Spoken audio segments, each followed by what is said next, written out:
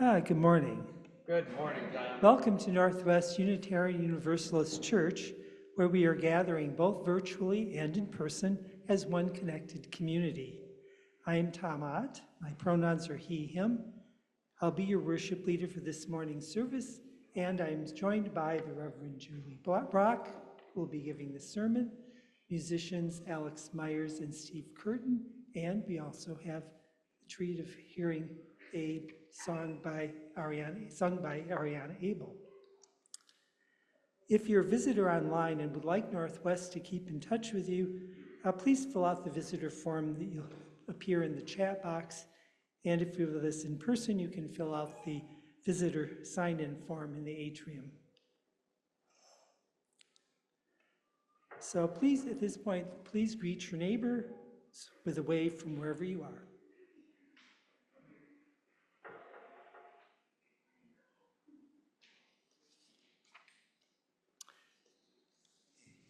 And we have a few announcements to share with you. You'll find more information about Northwest and its events in the weekly newsletter and on our website.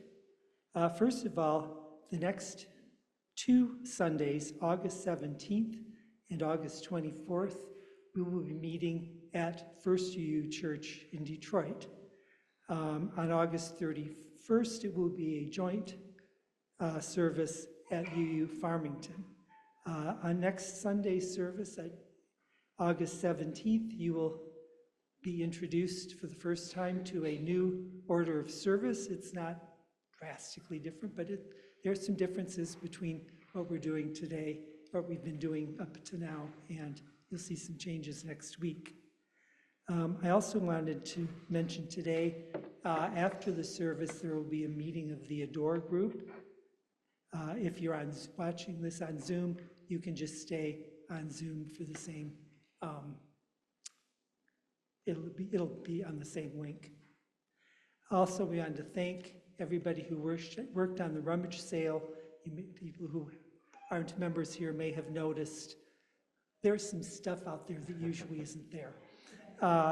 Particularly the people who edited it, not the only people who worked on it by any means, Sally Young and Beata Lemharski.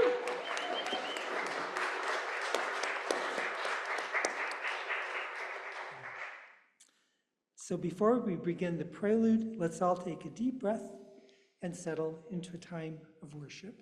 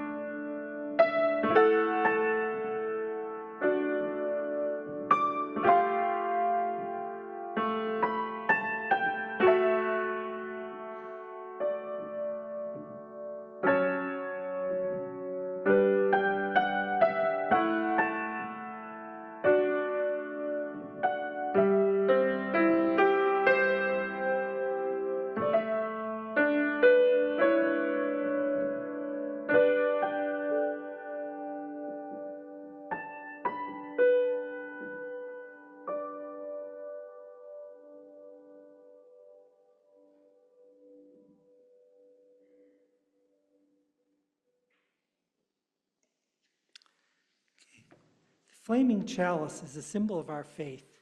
We light it knowing this morning that many other Unitarian Universalist congregations across this land and around the world are doing the same. We light our chalice with words from Northwest UU's mission statement. So please repeat after me. We light this flame to grow in spirit, knowledge, and action.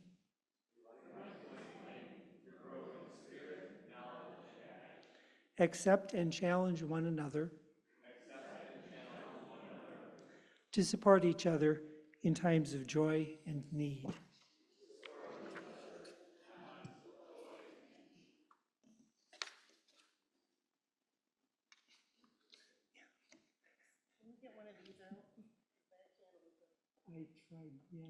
Oh, here we go, here we go. I tried taking out.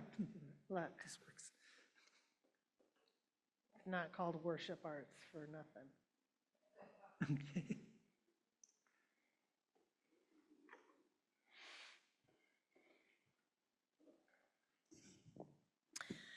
Each week, we also offer a land acknowledgement. We honor and pay work and live, which was stolen through colonialism, genocide, and the forced removal of its traditional stewards. These stewards are the Anishinaabeg, the Council of Three Fires, which include the Ottawa, Ojibwe, and Potawatomi, also known as the Ottawa, Chippewa, and Potawatomi tribes. We also acknowledge people of African descent who were forcibly removed from their land and separated from their families through kidnapping and enslavement, and pay reverence and respect to them for building the country's infrastructure and economy with no reparations to date.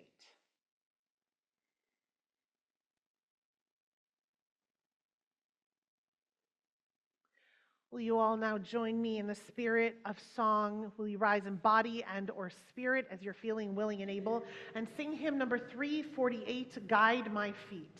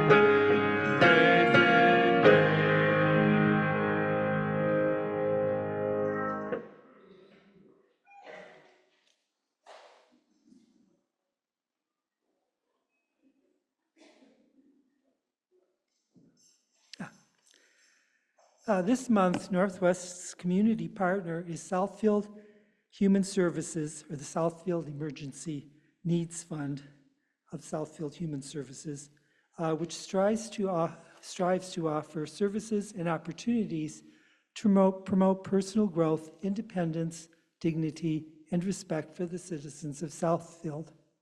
All undesignated donations will be split between Southfield Human Services and our congregation. You can give in a variety of ways that are now visible on your screen. And for those here in person, we will pass a collection basket for checks and cash. There's also a QR code in your order of service. We honor your generosity, ensuring that our collective resources do a greater good for ourselves and our world than any of us would have done individually.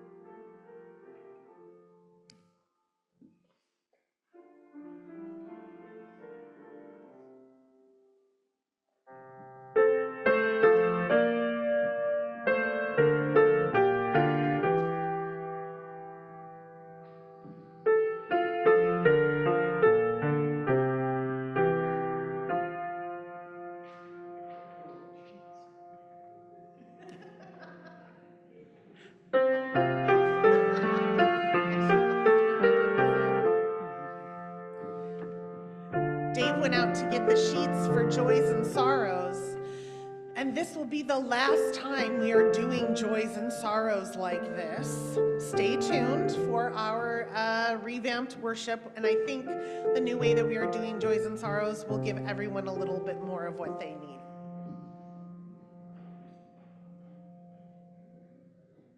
Ready? Oh, got the right sheets. Alrighty. I'm Dave Young. My pronouns are he and him, and I'm a member of Northwest's Pastoral Care Committee.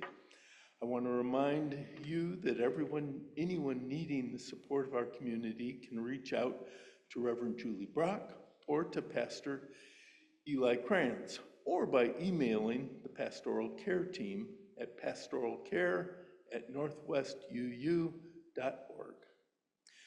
The collective cares of our community are recorded in our Book of Joys and Sorrows, which will remain on the red cabinet near the name tags.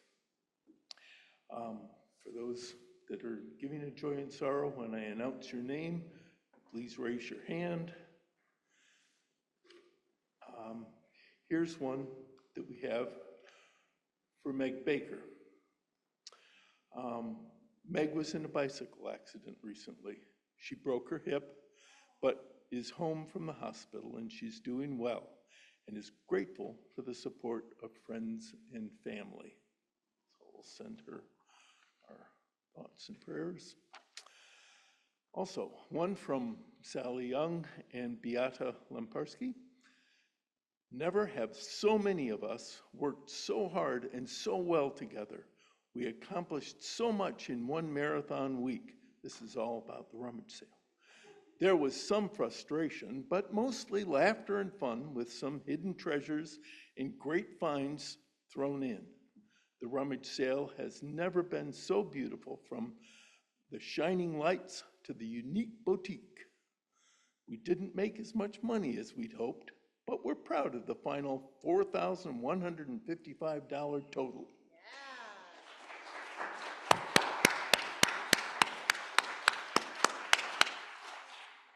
And we're thankful and grateful for all the support the sale received. Our thanks to all who made this possible. All right. For these and the joys and sorrows that are held in the sanctuary of our hearts, I offer this prayer. Sources of radiance and resilience, keep watch with those who work or watch or weep this night. May the suffering be soothed. May the sick be tended. May the weary find rest. May the dying and those who love them find peace. May the joyous be shielded. And may all know that we are surrounded in a love that is with us always, and a web that connects us to all that exists. May we take a few moments of silence to be with each other in the sacred space. We will come out singing.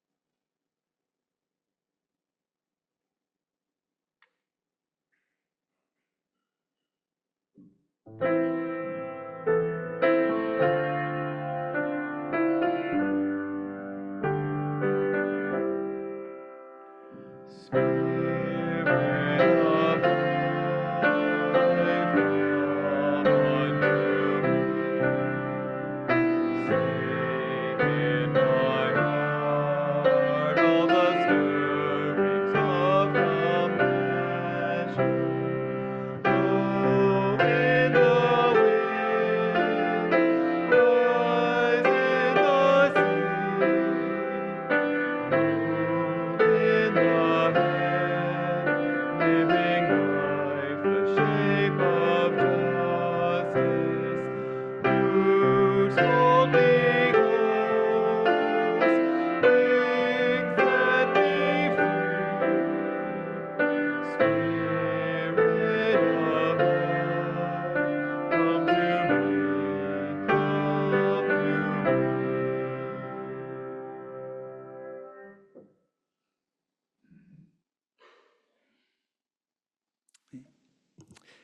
reading today is an excerpt from a work by Drake Ganteo.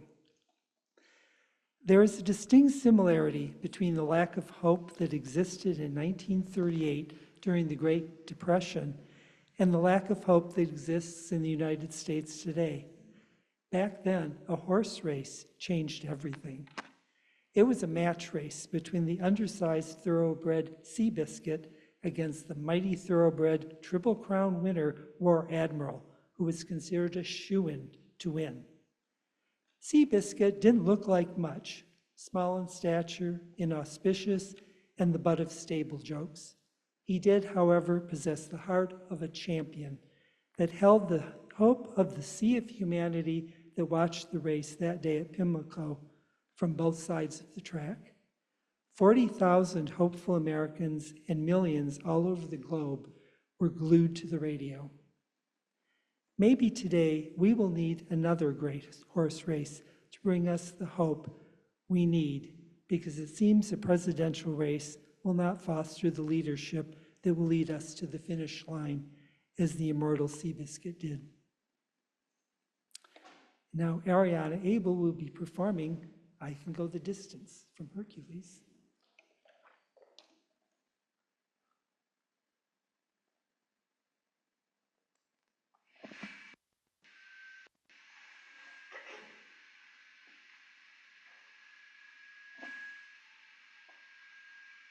One moment.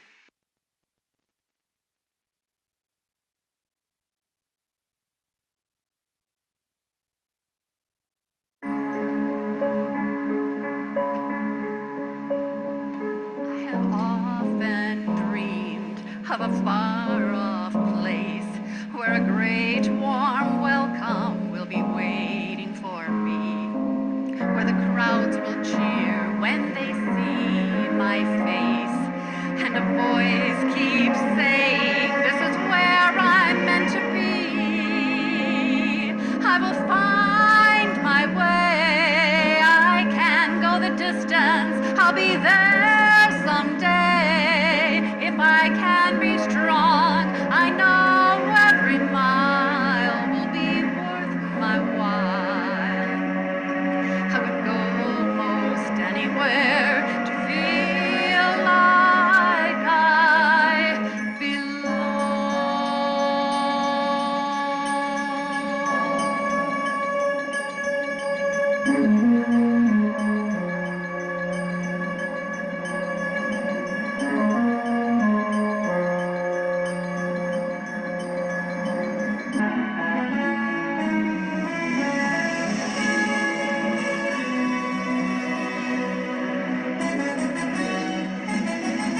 And I'm on my way. I can go the distance. I don't care how far. Somehow I'll be strong. I know every mile will be worth my while. I would go most anywhere to find where I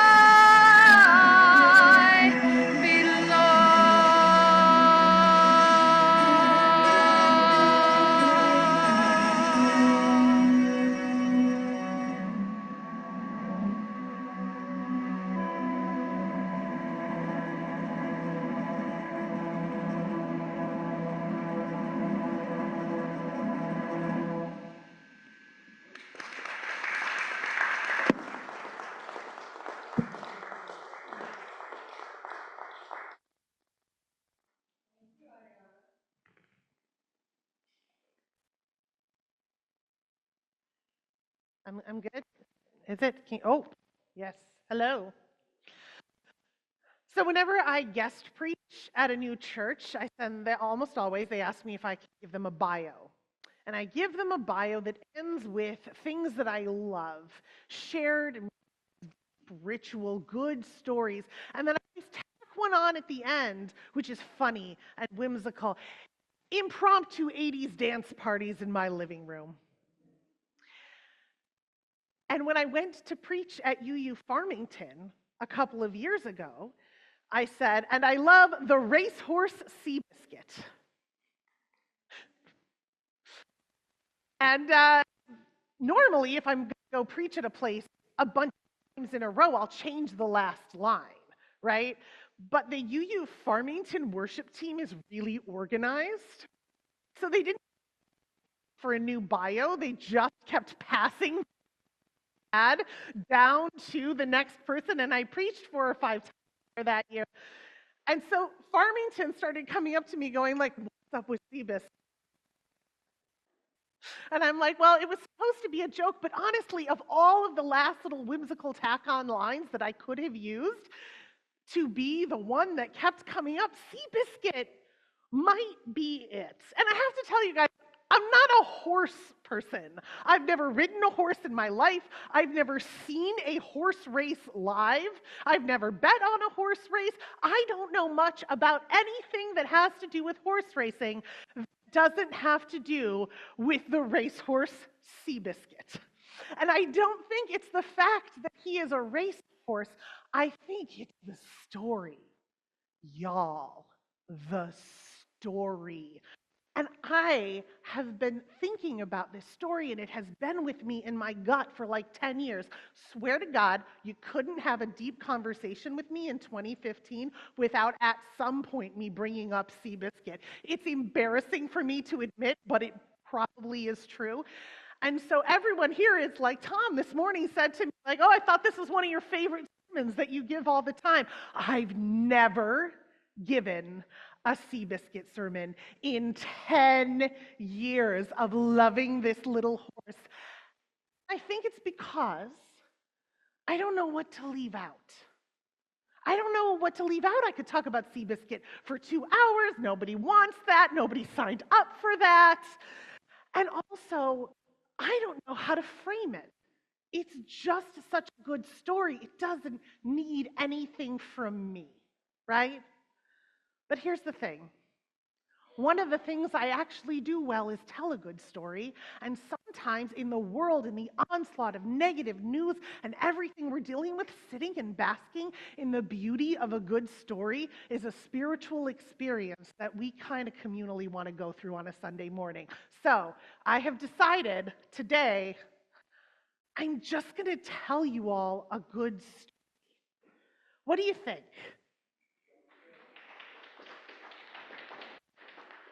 I'm going to tell you all a good story, and maybe at the end we can reflect back on how the story makes us feel and how we get more of that in our lives. So think of this morning as your guilty pleasure Sunday.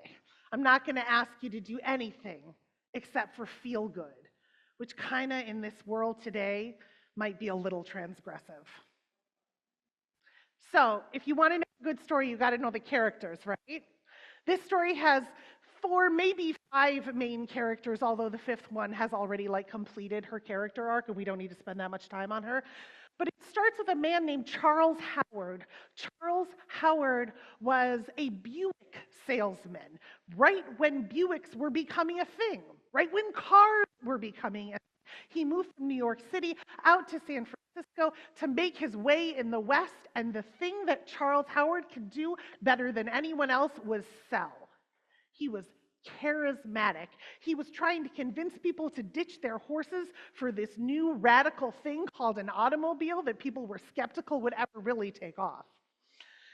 And in order to do so, he would have all these stunts that he would do. He would race his cars up the top of a mountain and then hold a press conference and talk about how this was the future. Charles Howard could sell, and he was selling cars. He became very rich. He opened up franchises back when mom and pop shops took the day.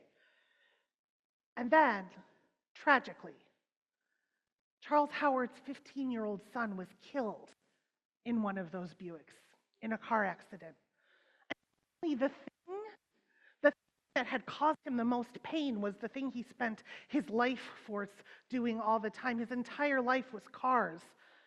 And a car had taken away his most precious connection. So Charles Howard was in a bad way. Prohibition was going on. So he decided to go to Tijuana. He decided to go to Tijuana and drown his misery. But instead of drowning, he found someone who saw him, who saw his pain, and witnessed it and sat with him through it and gave him an alternative. It was this woman named Marsala who would later become his wife. She's the fifth person. She was already good when we got there, women.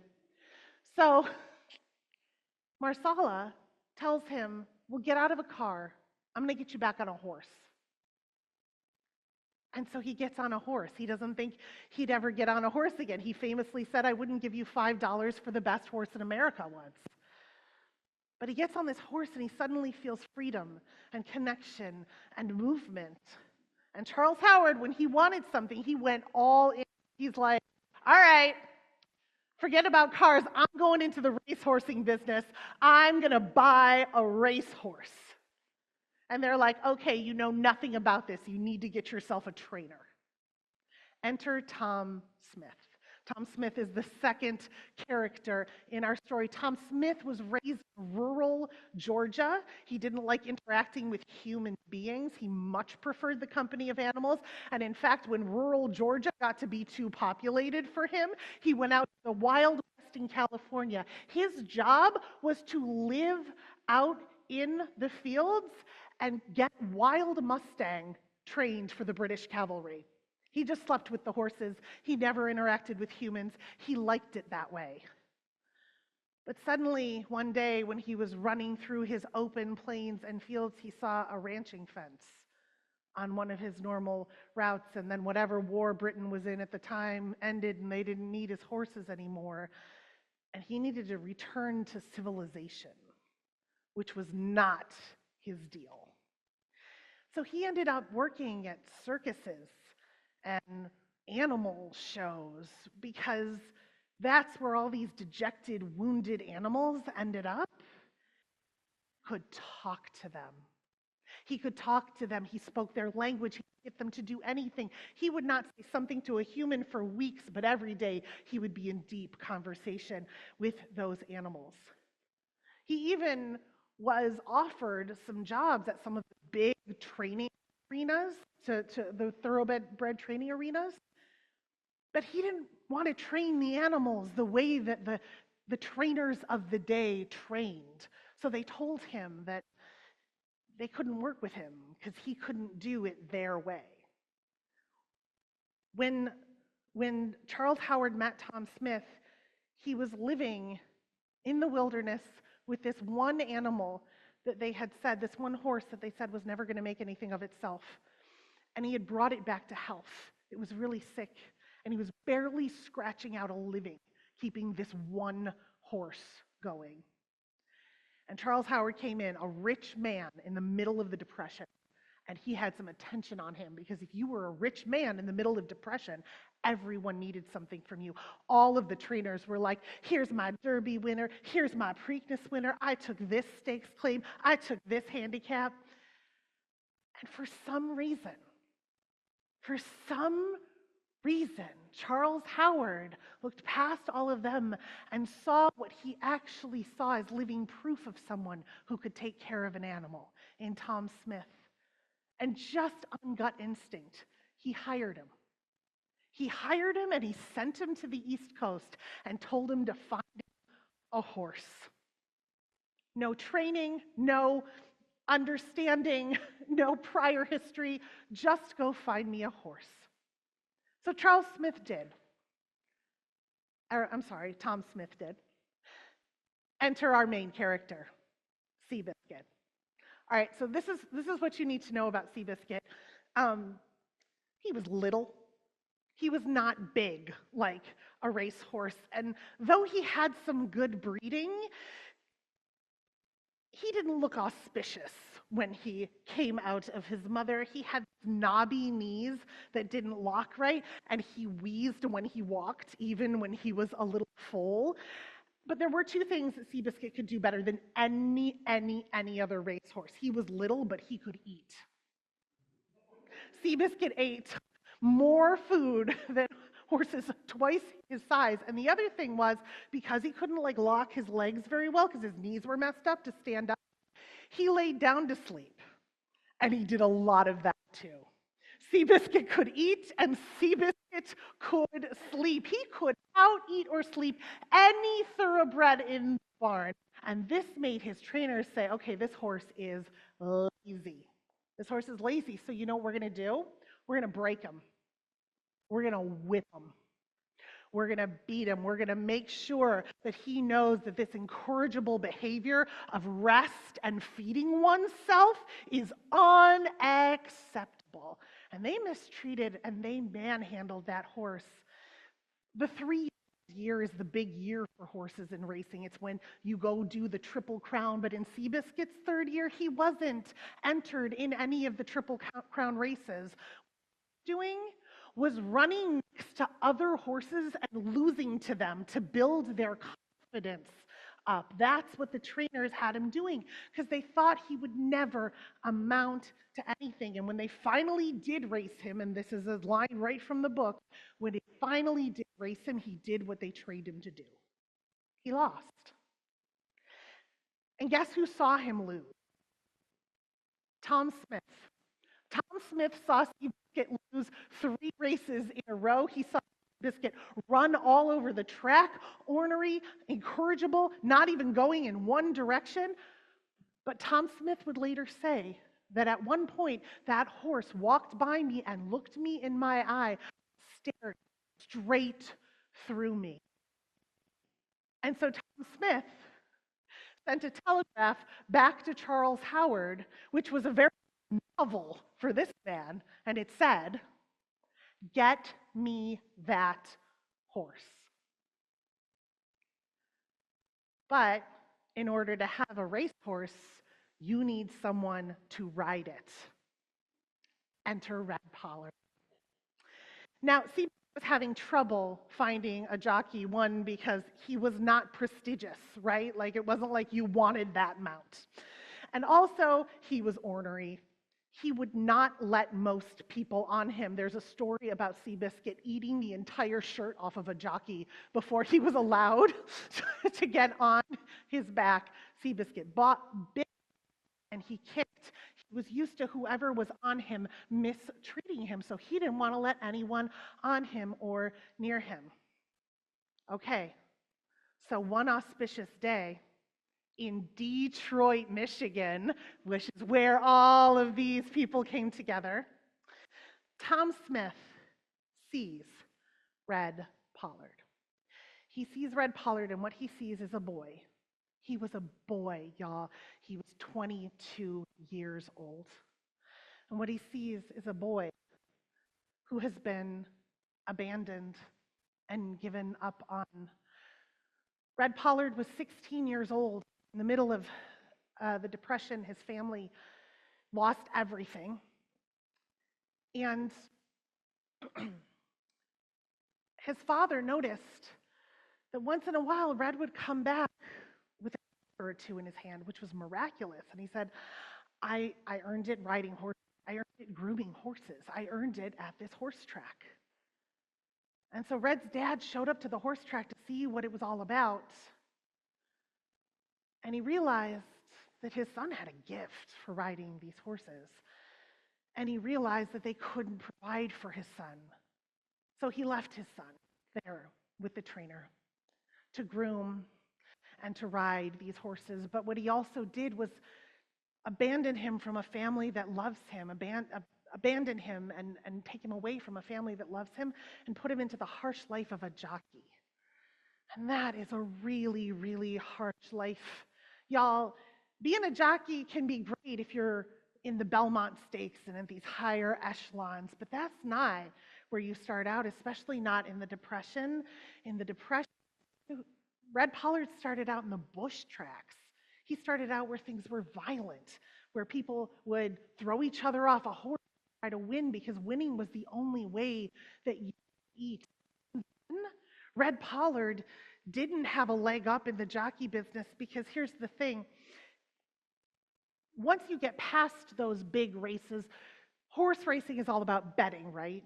And it's fun to just have the best horse win all the time. So they do these things called handicaps, and they put weight on a horse. They put the weight on the better horse, so it's harder for them to run. So a handicap and assigned weight and a high handicap for a horse, 130 pounds. which means the jockey, the saddle, and all of the jockey's clothes and equipment can be no more than 130 pounds. So that's why when you see jockeys, they're about this tall, right? Red Pollard was 5'7". He's taller than I am. Good thing he couldn't eat, right? He consistently restricted food and had really unhealthy eating habits because he was told that feeding himself would make it so he couldn't feed himself. He spent his time abusing his body in the day, running these bush tracks, and then in the evening he lent himself out as a prize fighter boxer in matches. He almost always lost because that's what he needed to do to survive. He was angry, he was hurt, he was abandoned. So was Seabiscuit. And when Tom Smith saw Red Pollard walk up and give Seabiscuit the only thing, an apple, which was probably the only thing he was going to get to eat, he saw Seabiscuit take that apple from Red Pollard. He said, that's it. That's our jockey. Our horse is too small, our jockey's big, and our owner isn't experienced enough to know the difference. I got it. But here's the thing. This is where Tom Smith's training came in, his unconventional ways, his ways that he saw the horse, because he knew Seabiscuit had heart. He just knew that the track had beat it out of him. So he said, okay, we won't train him on the track. We're going to take him out in the wild and let him run. We're just going to let him run, be a horse, and we're going to let him eat and sleep as much. He's a horse, he's an animal, he knows what he needs. Let's make his body strong. And then he said, we're never going to whip him. We're never, ever, ever going to whip this horse. We're going to find ways to make him want to run, not feel like he has to run. And here's the thing. Red Pollard ended up moving, while they were training Seabiscuit, moving to the ranch with Charles Howard. And he literally started occupying the space that his son had been in. Red Pollard started getting fed. And at first he was afraid to eat until Charles Howard told him, I'd rather have you strong than thin. It's going to be a while before we race. Suddenly, they were being fed. They were having these family meals where Tom Smith was not expected to speak, and Red Pollard was expected to eat. And Charles Howard cut a big hole in the dining room wall and had a big barn sliding doors so Seabiscuit could join them for meals. I went to see the ranch in California. It's really there. So suddenly there's this amazing family, and they say, okay, all right, we're going to try it. We think we have something here. Let's test it. Let's get him back on the track. And Seabiscuit's having a great time. He's lollygagging. He's galloping because there had been no impetus to run. There had been no pressure. But that means he was just going his pace, his little Seabiscuit pace. And Red Pollard was sitting there going, uh-oh, this is not, I don't feel the power of a horse under me, right? And the trainers were, Tom Smith was on his stopwatch going, well, this isn't good. And Charles Howard was going, what's going on? Suddenly, Seabiscuit sees another animal up on the track. He sees another animal, and he's like, oh, I know what I'm supposed to do now. I know what I'm supposed to do. I'm supposed to lag back. I'm supposed to lose to this animal. That's what they tell me I'm going to do. You know what? I'm feeling myself. I don't wanna.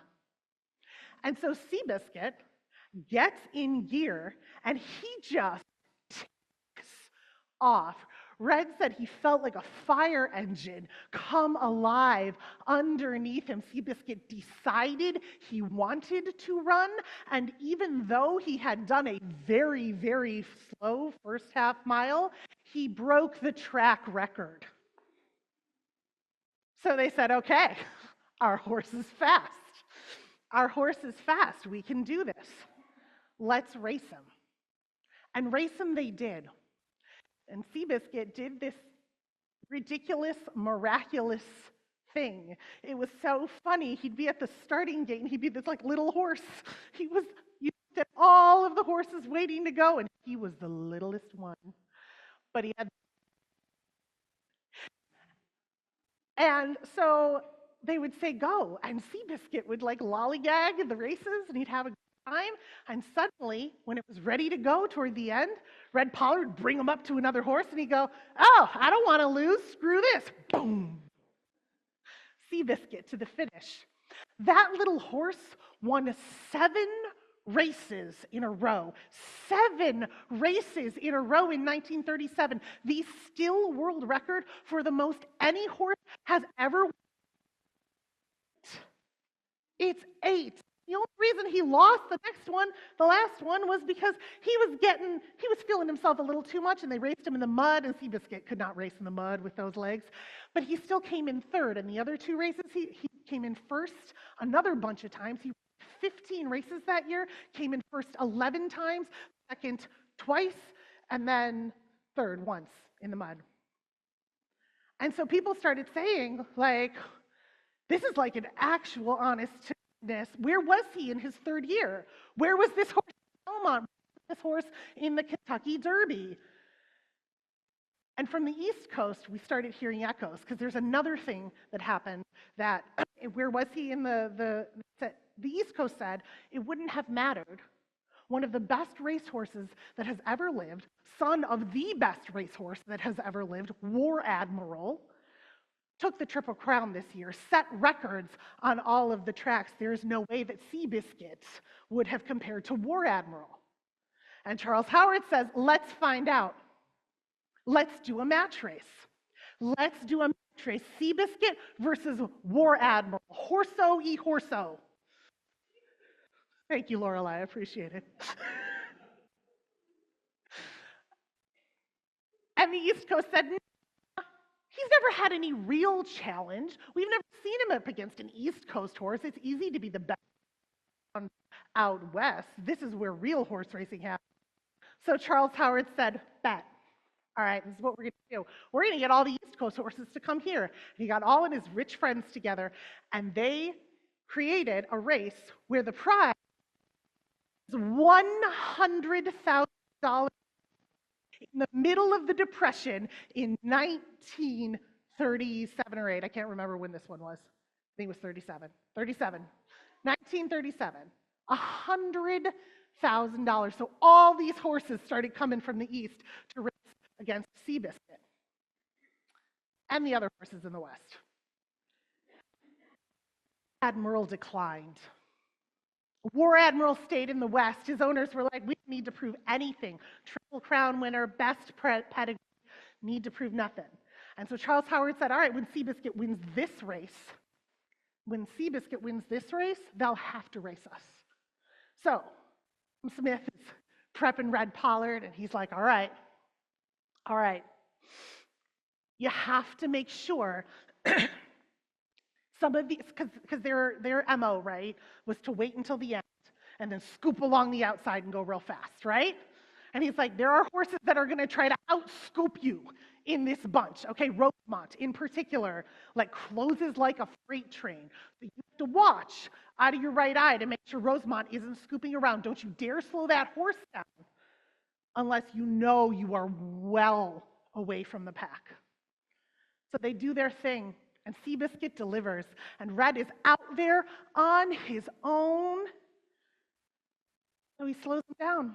He backs him off. There's not another horse for length. And the last thing he sees is Rosemont's nose tip over Seabiscuit's in a photo finish where Seabiscuit lost by this much. And Tom Smith and Charles Howard are like, what were you doing? You backed him off. He had more speed. He had something left. You backed him off. All the papers said jockey error. Here's the thing. Red Pollard finally had to come clean. He's really good at looking and seeing this side of the field, but all that prize fighting made him go blind in his right eye. It made him go blind in his right eye. He didn't see Rosemont coming. Seabiscuit had that race, Red Pollard, messed up, and you can't have a half-blind jockey. But then this thing happened. This thing happened where Charles Howard, one of the richest men in America who could have any jockey he wanted, said, I know this boy. I know his heart, and I know Seabiscuit couldn't race as well with another jockey. And you don't just throw someone away because they're a little broken. Tom Smith, you taught me that when you took care of those broken horses. Red Pollard is going to continue to ride Seabiscuit, and he's going to ride Seabiscuit when we go to the East Coast and hold so many press conferences and so much champagne to the press box that War Admiral will not be able to not race us. We're going to enter every race War Admiral is in, and if he scratches, he scratches. So they do. They head out. Seabiscuit gets built a special train car just for him, and they take a cross-country trip, and at every stop, Charles Howard is giving a press conference about why War Admiral won't face his horse. If it's clear that he's the better horse, why not prove it? And then they get to New York, and Seabiscuit enters every single race War Admiral is supposed to race in, and War Admiral scratches, and Seabiscuit wins them. And he says, you got no excuse anymore. And so pretty soon, War Admiral's owner's like, all right, I'm never going to be able to race my horse, because here's the thing, he would much rather have a match race where it's one-on-one than all these other horses mucking up the field, right? That's an advantage to Seabiscuit, who's like small and darty. So he says, all right, I'll give you a match race on my terms at my barn. It's going to be 1.25 miles, because that's the way War Admiral likes to run. It's going to be on his track that he's used to running on. And we're not going to do any of those startup gate contraptions. We're going to do this just a starting rope across and a bell. So train your horse. I know he's never run like that, but all my horses run like that. It's that or nothing. Charles Howard says, all right, let's do it. And then they watch War Admiral run. And they're like, what have we done? Because War Admiral is a machine. He is, I don't know if you guys know what a hand is. I don't know what a hand is, but Seabiscuit was 15 hands and War Admiral was 18 hands. I don't really know what that means, but I've seen pictures of them two together, and War Admiral was way bigger. So, and not only was he bigger, he just kind of looked like, if I was going to give Seabiscuit a theme song, it'd be like, do, do, do, do, do, do, do, do, do, do, hey. And War Admiral would be like, dun, dun, dun, dun, dun. I mean, it was just like a totally different vibe between these two horses. And Tom Smith said, War Admiral is going to bolt from the beginning. He's going to know how, because there's no starting gate, and Seabiscuit will never catch him. Seabiscuit will never catch him if he breaks loose. There'll be no one to get his engine revving, to have him come from behind. And I don't know that he has the speed to do it anyway. This is the fastest horse on the planet, bar none. So, what are we going to do? They said, let's just have Seabiscuit break first and run the entire thing from the lead. That is an impossible strategy. Seabiscuit was not a speed from the lead horse. Nobody knew if he had the stamina to do it. He'd never run a race like that. And worst of all, couldn't really train him that well. They didn't want the press to know, because they didn't want War Admiral to know what they were doing, so they had to do all the training at night. They had to do all of the training at night. So Tom Smith went and got a little bell from the local fire department, and they trained Seabiscuit all at night. And they thought, we're just going to hope for the best. Seabiscuit was going in 3-1 odds that he was going to lose in the betting pools. And then a little bit before they were ready to race, Red Pollard worked out a pony for somebody who was trying to sell this pony that he knew back at the track as a favor. He couldn't sell the pony because the pony was ornery. And the pony was ornery when Red was on it. And he took off, and he threw Red, and he dragged him through the stable, and he shattered his leg. All of Red's life was living up to this moment. And the doctors, after they did surgery in the 11 breaks, said he'll walk again, barely, but he's never going to ride. And so the Seabiscuit team said, we have to scratch, and Red said, don't you dare. George Wolfe is a good friend of mine. He's the best jockey in the world right now, which was probably true. You call George Wolfe, you get him Seabiscuit. So they called George Wolfe. They sat down, they let him ride Seabiscuit a little bit. They got along well. They made sure Red was there when they introduced him. And then they told him the strategy. And George Wolfe was like, you can't have Seabiscuit break from this is wild, you guys. I mean, you're the bosses, but this is wild. And they're like, oh, there's another thing. In the backstretch, when Seabiscuit's ahead and has been ahead the whole race, you got to back him off and let War Admiral catch up with you. And George Wolfe said, what? He's like, no, you have to, because that's what gets him going. That's his gear. He looks that horse in the eye. There's no way that he loses. And George Wolfe is like, this goes against all of my training and everything that I know. And they're like, yup, good luck, my friend. So the race day comes. Red Pollard's in his hospital bed listening on the radio. Marsala and Tom and Charles are in the stands. George greets the other day. His name was Charlie. Hey, Charlie, let's do this race. And the ref, or the person that starts the race, I don't know what they're called. I told you guys, I don't know horses. He looks down and he sees that instead of the regular starting bell, there's a bell from the fire department that Tom Smith had put up there, so it was the exact same bell that Seabiscuit had been training with. And the race is off. And how? Seabiscuit bolts to the front. He bolts to the front, and he held his own. That entire race, you can still see it on YouTube. Seabiscuit is out in front that entire race. And at the end, you don't know if War Admiral is coming on because he's going to win, or if George Wolfe was doing what he was told to do and backing him off. But each person spectating that wasn't Wolfe, Red Pollard and Tom and Charles and Marsala, they all said that they were sitting there going, do it, back him off. And Marsala said she was actually like, maybe don't. There's a lot of animal to try to hold off at the end. But he did. Tom Wolfe off Seabiscuit and War eye to eye, or really like eye to snout, because it was like this. And he says, and George Wolfe said that he felt that thing Red Pollard felt, that revving underneath him. And so he coined the term, so long, Charlie, as he said it to the other jockey, and blew War Admiral out of the water. At the end of that race, War Admiral's tongue was lolling out of his mouth, which is a sign that a horse is spent. And Seabiscuit had more to give. Seabiscuit won the match of the century. They called it the match of the century because here's the thing. Seabiscuit was the little guy. He sold out the cheap seats. Americans needed something to believe in at this time. We all love an underdog story, but it felt like during the Depression they were scarce. And so Charles said there's one more thing that Seabiscuit needs to do.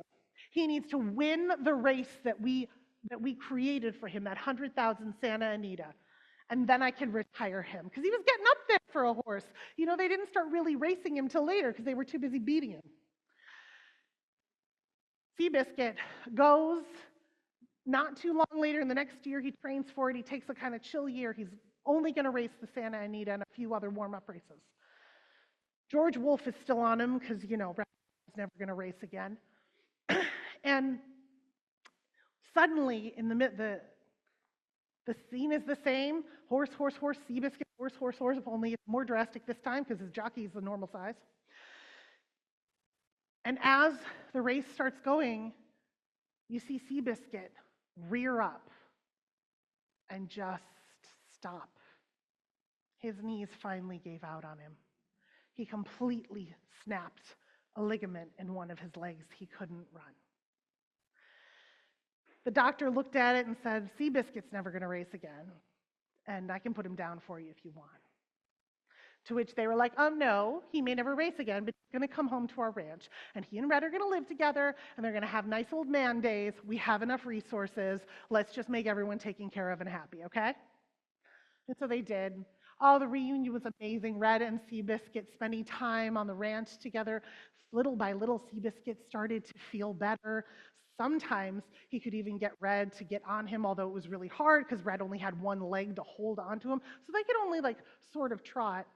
Except this one time, something happened, a branch snapped, and Seabiscuit took off for a second. And almost Red had to hold on for dear life, and he was like, you can gallop. You can gallop, Seabiscuit. I wonder if I created a brace for my leg, if I could gallop on you. I wonder if our galloping days are not gone together. And so he did. He created this brace and just to gallop around the farm, you know? But then as he started galloping, he started feeling that Seabiscuit speed. And this is impossible, right? Seabiscuit is 7 years old. Horses don't race at 7 years old. He had an injury horses don't come back from. And he had a jockey that was utterly broken. But suddenly Red Pollard is like, I think this horse can go back on the racetrack. I think this horse can go back on the racetrack. And he goes to Tom and Charles and he says, I think this horse can go back on the racetrack. Let me show you. And he does. And it's amazing. And Seabiscuit is looking like he's in good form, not top form, but at least enough to race. He's probably not going to win, right? He could go and race one more time. What an amazing comeback story would that be? So then they bring in George Wolfe because Red Pollard can't. His leg would probably shatter if it bumped up against anyone. And there's a lot of bumping that goes on in those horse races. And they didn't know, those jockeys, they squat over the horses. They're not sitting on them, they're squatting. It's hard to do with one leg, right? And Red Pollard's heart is broken. He's like, if we're not gonna win anyway, let me race the dang horse. I would let you cut off my leg to be with Seabiscuit one more time in the Santa Anita. It's our race. We've never won it. Let's do it. And it was so hard for Charles Howard because he felt like he was putting his son in jeopardy again. He felt like he had saved this boy and he was safe. As every parent knows, you can't keep your kids safe from their own dreams and ambitions. So they decided to let Red Pollard race. And the sound from the crowd when the names of the racers of which horses and jockeys would be racing was immeasurable. They had already won. But Tom Smith, he made a few enemies doing things like, the fire bell. And the jockeys weren't super thrilled that this prime mount was going to Red Pollard, who obviously wasn't going to win. So there were some things that happened to Seabiscuit. They fouled him right at the beginning. They gave him a 130 handicap with a broken leg. He was carrying the most weight of any horse in the race, even though he'd been gone for a year, was old and could barely, run. And I swear to God, I think they did them a favor. Because what that team did was, when the odds were against them, they just believed in each other. And Seabiscuit did what Seabiscuit had always done. He ran. And he won. He won the 1940 Santa Anita Handicap at 7 years old, carrying 130 pounds with 4 good legs between them. Seabiscuit and Red Pollard won that race. Don't you feel good? Don't you feel good hearing that story? Doesn't it just make you feel like, yeah, where's more of this in this world right now? And listen, I know everyone loves an underdog story, but I think this one in particular is powerful because a lot of the underdog stories out there are all about how someone worked harder or was smarter or did something to make them exceptional, to fit into the world that was already built. And what this story is about is a jockey and a horse that everyone said was broken, that everyone had abandoned, looking at each other and saying, I see your worth. I believe in you. And more miraculously, someone else looking at that duo, believing in them. And then even more miraculously, someone who had the resources to have the veneer of everything beautiful and strong and right, looking at that trio and saying, I believe in what you believe in. Seabiscuit it's a story about guts and intelligence and trying hard and big hearts, sure. But at its core, Seabiscuit is a story about a group of ragtag people that didn't fit in, witnessing, deeply, deeply witnessing one another and saying, you're good, just as you are. The way that you do it, that can work. That can work. Ariana sang this song about, like, I would go anywhere to find a place where I belong. And that's why I'm so glad that I have places like this to come. I'm so glad that I have places like this because we've been deeply, deeply trained. When somebody does something that's abnormal or weird or that doesn't fit in or that you don't understand, or that may even be harmful. We've been deeply trained that we turn away from that person and we shun them and we say there's something wrong with you. But what this place says and what that story said is that actually what we need to do is turn toward that person and say, look, this is how what you did affected me. Let me understand you better so that we can be together, because together is the only way through. We're trained to shun out what is different because we're told that accepting what is different is dangerous. It will topple the whole status quo. But you know what? When the status quo tells you that you need to do something or be something to be deserving of love, maybe that status quo needs to be toppled. Anybody that's ever spent time with an animal knows that Mother Nature doesn't believe you need to do anything or be anything in order to be deserving of love. They just are as they are, whole and worthy. And you want to know what? So are you. So am I. So are all of us. So, in the name of Seabiscuit today, I leave you this blessing. I bless you with stamina. I bless you with the power to keep going even when it's easier to shut down and shut off and turn away, to remain in community even when, especially when it gets hard. I bless you with heart. I bless you with the heart to see each other and your own flaws and know that it's not something to be excavated from the whole, but it's part of this gorgeous embodied thing that's sitting in that chair and that chair and that chair and that chair, and that it's deserving of love. And I bless you. Bless you with courage. I bless you with the courage to keep turning toward one another. To the courage to see that what we have here, what you have there, what I am here, what they are there, isn't wrong. It may be weird, but who's to say what weird is anyway, other than transgression from a thing, some norm we didn't pick? Go be weird and wild, my beloveds. Have courage and heart. Blessed be, and amen.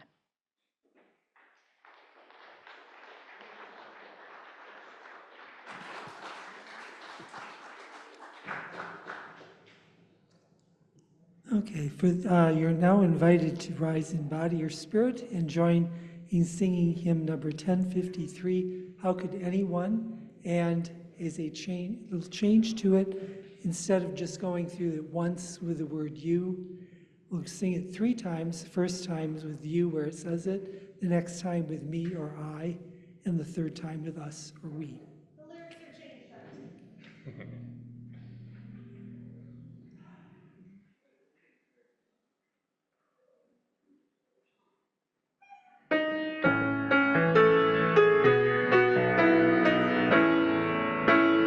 How could anyone ever tell you you were anything less than beautiful? How could anyone ever tell you you were less than whole? How could anyone fail to notice that your loving is a miracle? How deeply you're connected to my soul. How could anyone ever tell me I was anything less than beautiful? How could anyone ever tell me I was less than whole? How could anyone fail to notice that my loving is a miracle? How deeply you're connected to my soul.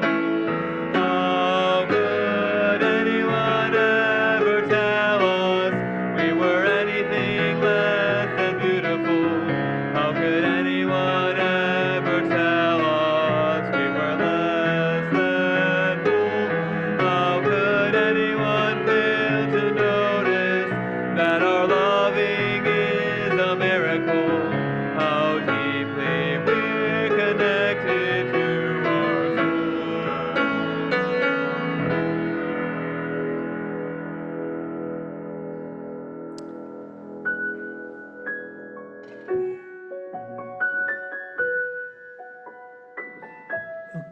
Okay.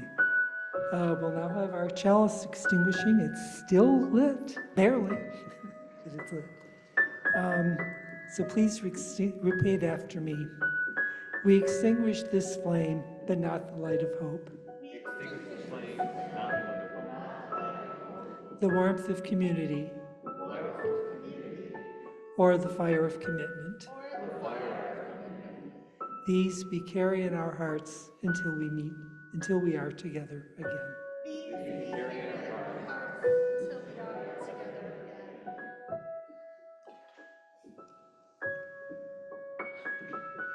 You know, the real reason I didn't give the sermon for 10 years is I didn't think I could get through it without crying. I did pretty good, but it's over now. So I'll just leave you with these words from the immortal William Shakespeare. Oh, when she is angry, she is keen and shrewd. When she was a vixen when she went to school.